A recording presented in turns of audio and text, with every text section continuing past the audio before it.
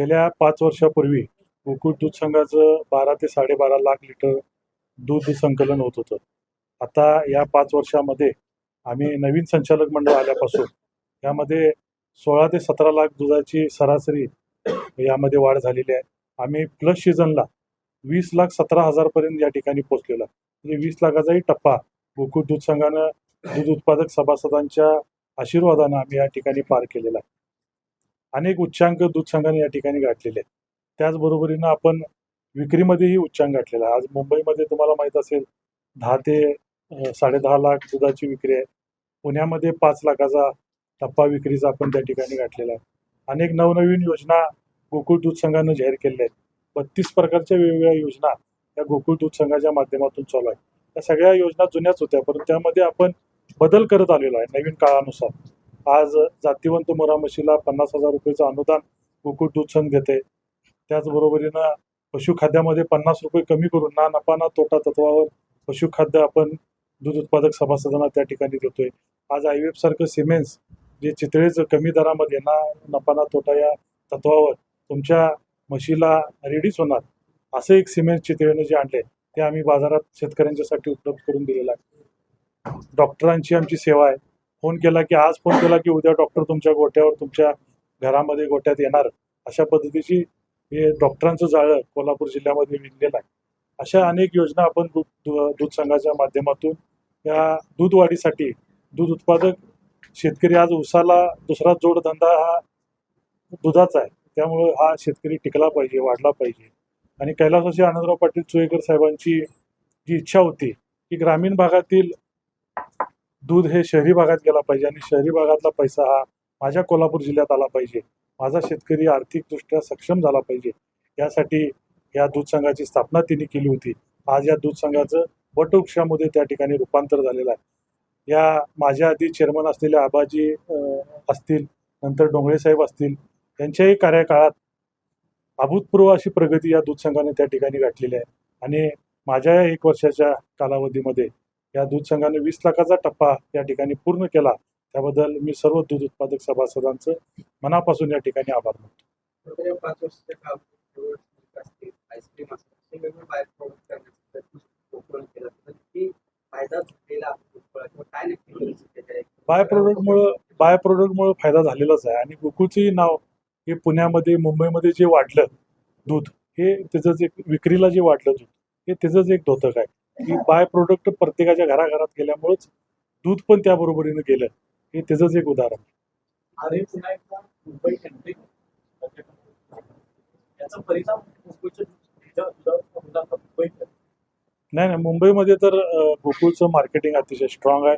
आणि गोकुळच्या तुम्हाला माहीत असेल बारका मुलगा जरी रडा लागला तर गोकुळचं दूध मागते आणि दुसरं कुठलं दूध दिलं तर ते टाकून देते.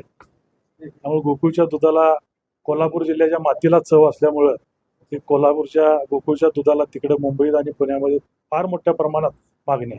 गेल्या काही वर्षांपासून अमूल देखील जिल्ह्यामध्ये प्रयत्न करतोय संकलन वाढीसाठी दिसते. कसं बघताय याकडे? तर ते प्रतिस्पर्धी असल्यामुळे ते त्यांच्या पद्धतीनं प्रयत्न करणार. आम्ही आमच्या पद्धतीनं आम्ही दूध वाढण्याचा प्रयत्न चालू ठेवला. या सगळ्या काळामध्ये काही आरोप देखील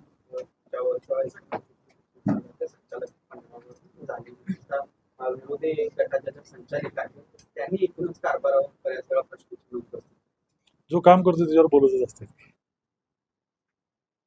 आणि आमचा कारभार हे सगळ्यांच्या लोकांच्या समोर आहे. आम्ही या ठिकाणी डिव्हिडंडच्या माध्यमातून किंवा बोनसच्या माध्यमातून लोकांना भरभरून दिलेला आहे. आणि जो फायदा मला वाटते महाराष्ट्रामध्ये एकच दूध संघ जो आहे तो नावारूपाला आहे तो गोकुळ. 100 रुपयेमधून 85 रुपये आपण हे उत्पादकांना देतो. हा एकमेव दूध संघ आहे की सभासदांना न्याय देण्यासाठी या ठिकाणी काम करतो. आमदार शिवाजीराव पाटील सध्या गोकुळवर आरोप करतात.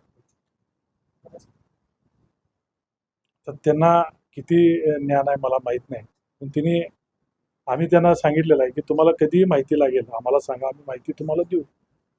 गोकुळचा लौकिक संपूर्ण महाराष्ट्र देशभर चालवायच्यासाठी जिल्ह्यातील नेते मात्र याबद्दल तुम्ही पाहताना दिसत नाही. काय कसं बघता याच्याकडे गोकुळची बदनामी आता राज्यापासून देशापर्यंत वेगवेगळ्या माध्यमातून याच्यामध्ये महायुतीचे सगळे नेते आपल्याला पाहायला मिळतात. जे आरोप प्रत्यारोप होत आहेत ते महायुतीच्या नेत्यांमध्येच होताना दिसतात. ते नेत्यांनाच विचारलेलं बरोबर.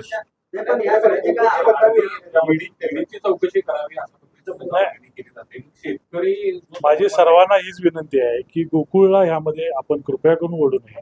ही आपली जिल्ह्यातली मातृसंस्था आहे. ही आज उच्च शिखरावर जाऊन पोहोचलेली आहे. त्यामुळं गोकुळवर कसलाही या ठिकाणी आरोप बेछूट आरोप करणं हे योग्य नाही. मी सर्व नेते मंडळी असतील यांना विनंती करतो की गोकुळवर तुम्ही कृपया करून बोलणं टाळावं. हे आरोप सत्य आहेत किंवा राजकीय आरोप आहेत? हे राजकीय हेतून आरोप आता निवडणुका जवळ आल्यात म्हटल्यावर राजकीयच असतात.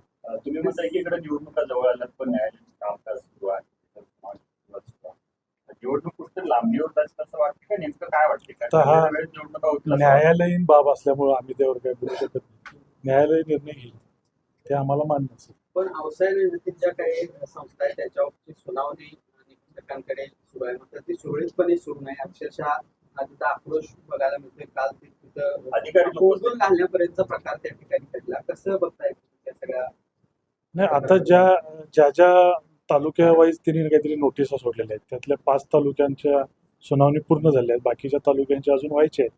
त्यामुळं प्रत्येक दिवशी लोक तिथं येतात. दूध संस्थेचे सभासद कोण शाहूवाडी तालुक्यातनं येते, कोण राधानगरी तालुक्यातनं येते, कोण गडिंग्लज चंदगड तालुक्यातनं येते. म्हणजे लांब लांब येतात. त्यामुळे त्यांचा साहजिकच आक्रोश वाढत चाललेला आहे की आम्ही एवढ्या लांबून येतोय, सुनावणी होत नाही, अधिकारी उपस्थित नसतात. त्यामुळे त्यांचा आक्रोश वाढत चाललेला आहे. मी प्रशासनालाही विनंती करतो की त्यांनी लवकरात लवकर यांची सुनावणी घेऊन त्यांना यातून त्यांना न्याय द्यावा अशी विनंती मी त्यांना करतो. पण आगामी सगळ्या निवडणुका डोळ्यासमोर सत्ताधारी त्यांनी सभासद संख्या वाढवण्यात संकलन त्या संस्थांची तो होत नाही. पण नियमबाह्यपणे ही सगळी सभासद संख्या वाढवली अशा पद्धतीचा एक आरोप विरोधी गटाच्या संचालिका वारंवार करताना. नाही, सभासद संख्या काही वाढलेली नाही. सभासद संख्या निवडणुकीच्या म्हणजे 5 वर्षामागची 3659 सभासद संख्या होती. त्यानंतर मागच्या बॉडीला 534 कट ऑफ डेटच्या नंतरच्या 534 त्यानंतर वाढवलेले आहेत त्यांनी सभासद. त्यानंतर मार्च 2021 अखेर म्हणजे संचालक मंडळ नवीन आल्यानंतर 496 नोंदणी झालेल्या संस्था त्या आता सभासद झाल्या या बॉडीमध्ये. अशा सगळ्या मिळून 5470 या पात्र सभासद त्या ठिकाणी झाले. ते उगाच 3800 वाढवले हे वाढले असं काही नाही. पण डिव्हिजन कपातीचा मुद्दा सुद्धा आहे जो होताना करताय. 40% डिव्हिजन कपाती. नाही, 20% आम्ही केलेलं आहे डिपेंड. गोकुळवर जो काय आरोप केला जातो मग त्याच्या पाठीमागे बोलवतात कोणी वेगळा आहे असं वाटतंय. मग अदृश्य शक्तीचा अदृश्य शक्तीचा हात आहे असं म्हटलं जातं की कोण वेगळा आहे का कोणावर संशय आहे? ते अदृश्य ती हुडकायला लागेल कुठे आहे ते. कार्यकाळ आपण पूर्ण करताय मात्र आता गोकुळच्या निवडणुका लागल्यानंतर त्याच्या समोर कोणते मुद्दे घेऊन आपण आम्ही जे केलेलं काम आहे 5 वर्षातलं हे लोकांच्या समोर घेऊन आम्ही जाणार आहे. जे 250 कोटीच्या ठेवी होत्या त्या आज 400 450 कोटी ठेवी ठेवण्यामध्ये आम्ही सर्व संचालक मंडळ यशस्वी झालो. ही प्रगती गोकुळची जी झालेली आहे या 5 वर्षामध्ये हेच घेऊन आम्ही लोकांच्या समोर आशीर्वाद मागायसाठी जाईल. पण गोकुळवर जे भ्रष्टाचाराचे जे आरोप झाले त्याबाबत तुम्ही काय आढावा घेतला का? तुम्ही अध्यक्ष म्हणून संस्था कुठली बनताना खबर दिली? तर मी तेच सांगितलं ना, यामध्ये कोणाला शंका असेल तर आम्ही त्याचा खुलासा करायला तयार. त्यांनी गोकुळचा पैसा हा भाजप संपवण्यासाठी वापरला जातो अशा पद्धतीचा आरोप देखील आमदार शिवाजी पाटलांनी केला. गोकुळचा पैसा हा दूध उत्पादक सभासदांचा आहे. आम्ही काय मालक नाही या संस्थेचे. जरी आम्ही या संस्थेचे संचालक असलो तरी मालक हा दूध उत्पादक शेतकरी सभासद आहे. त्यांच्यासाठी वापरला जातो. त्यांच्या आरोपाचा जो रोष साहेबांनी त्याला कसं उत्तर द्यावं? त्याच्याबद्दल माझ्या पाठीमागे भाजप किंवा मुख्यमंत्री देखील आहेत. नाही, ह्यामध्ये राजकारण आणू नये हीच आमची विनंती आहे. कारण की हे सगळे नेते मंडळी ह्यामध्ये महायुतीचे असतील या सगळे नेते मंडळी आहेत आमच्याबरोबर. या चेअरमन पदावर आल्यानंतर तुम्ही प्रतिक्रिया दिली होती की हा गोकुळचा चेअरमन हा महायुतीचा नंतर राजश्री शाहू विकास आघाडीचा चेअरमन आहे. संपताना ही स्थिती आहे की अध्यक्ष महायुतीचा? नाही, मी त्याच वेळी सांगितलं होतं. मी त्यावेळी राज्याचे मुख्यमंत्री, दोन्ही उपमुख्यमंत्री हे सर्व जिल्ह्यातील नेते मंडळींचं मी आभार मानलो होतो. मी सर्व समाविष्ट आहे. हम सब एक आहे. शिवसाहेब म्हटले की चेअरमन हे महायुतीचे आहेत. चुकीचं आहे असं त्यांचं सध्या पडले की म्हणतात माहिती अध्यक्ष आहेत तिने तर तुम्ही म्हणताय तर माहिती साहेब जर का शिवाजी पाटलांनी काही कागदपत्र आहेत तर ते सोडवले पाहायला मिळते. ते सोडवले काही दिवसात कोल्हापूरला वगैरे तसं पाहतोय त्यांना काय आवडतं. तिने माहिती घ्यावी आणि मग यावं. गोकुळ कसा चाललाय काय चाललाय ही माहिती घ्यावी. लोकांच्याकडनं शेतकऱ्यांच्याकडनं माहिती घ्यावी मग यावं.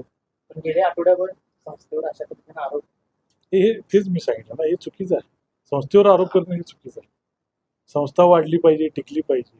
आता एकच महाराष्ट्रामध्ये दूध संघ आहे, हा गोकुळ. ते नावारूपाला आलेला आहे, आज याचं वटवृक्षामध्ये रूपांतर झालेलं आहे. मग हे टिकवायचं काय करायचं हे आता सर्व नेते मंडळींनी ठरवायला पाहिजे. गोकुळ दूध संघ जितका बदनाम करायचा प्रयत्न केला जाईल त्या उलटी परिस्थिती निर्माण होईल असा विश्वास वाटतो.